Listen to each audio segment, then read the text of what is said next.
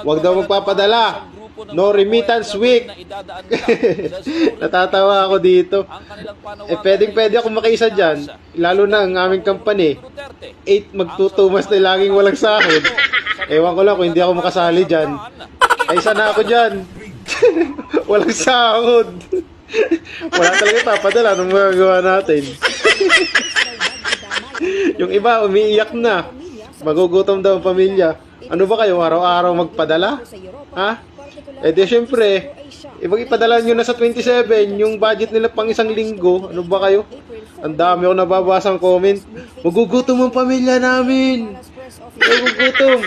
Di padala mo sa 27. 8 days lang naman yun. March 28 to April 4. Padala mo yung budget nila hanggang April 4. Oh, kaming OFW nga, buwanan magpadala.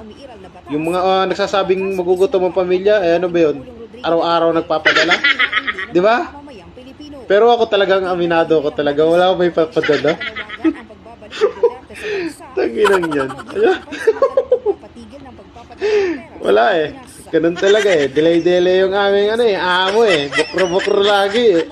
Bukra ratip. Bukja ratip. Mamaya magtatatlong buwan na wala pa sahod. Makiisa tayo sa no remittance week.